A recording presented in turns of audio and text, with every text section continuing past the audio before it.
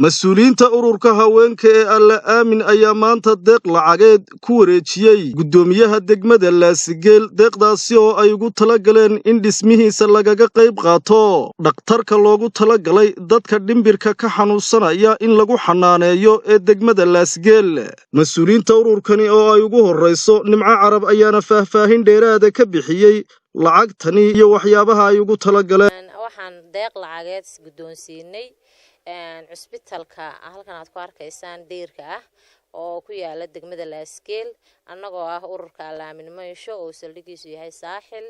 insha Allah waxaan rajaynayaa dal iyo dibad baan nagu joognaa. waxaan rajaynayaa intii la soo baxday in Ilaahay ka jazaaisiiyo dhammaan bulshooyinka reer Saaxilna waxaan ugu baaqayaa in cusbitaalka dhismihiisa laga garab weyn laga qaato gacan weyn laga gaarsiiyo insha Allah bidmillaahi kariim. halkan annagoo dhameystiran oo dal iyo dibadba waxaan ku wareejinaynaa guddoomiyaha Laasigeel lacag dhan $250 taasoo loogu talagalay isbitaalka dhimirka ee laga dhisi doono dhawaan Laasigeel. imika dhakhtarkaas hadda aanu in yaroo wax aan waxba ahayn oo caawimo aanu guddoonsiinay Mustafa.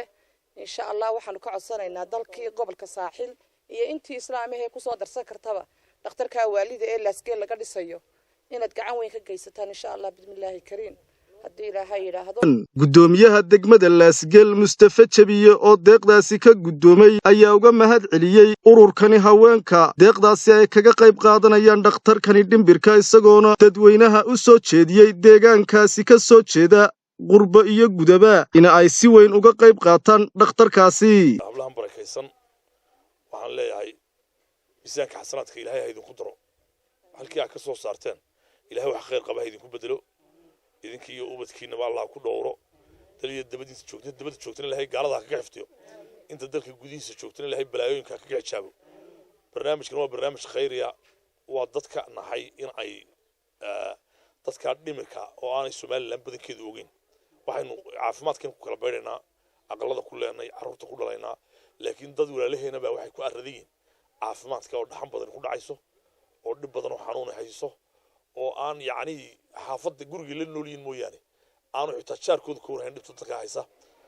markii aanu aragnay dadkaasi dhibtay qabaan wadada baabuurta ku jiirayso ee markaad soo marto ay darxumaysan yihiin sidii u noolyiin meelba dadka berbere iyo Hargeysa u dhaxaysa oo dadkana ay u sii socdaan u sii hayaamayaan badda malabada loo degan yahay inaanu meel ku qabanno dhexe si aanu xeebtaana uga nabadgelino darxumada haysan uga nabadgelino kuwa deegaankana ku darno.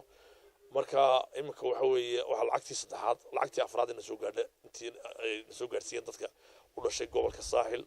insha Allah bidmillaahi kariim idinka miisaanka xasanaadka Allah idinku daro aad iyo aad baa u mahadsantiin.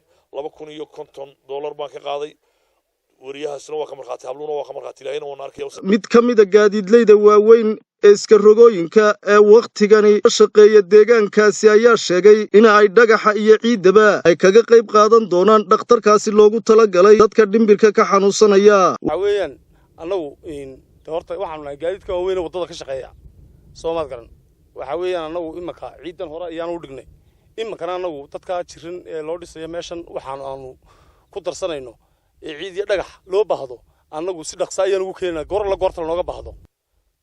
waxa weeyaan meeshan guddoomiyaha magaalada iyo dadweynaheeduba hore iyo uga hawlgaleen markii ay uga hawlgaleenna waxa weeyaan deerkan iyo waxaan oo dhagaxaba ayaga dhigay deerkana sameeyay way ku mahadsan yihiin. waxa ay u dagaalamayeen waxa dadka dhibirka ah ee wadanka meel kasta ku daadsan ee deegaanka u dhashina iyo qaar lugeynay wadada marayaba waxa weeyaan way ku mahadsan yihiin. Cabdiraxmaan Maxamed Cige, telefishinka caalamiga ee SAB TV deegaanka Laasigeel.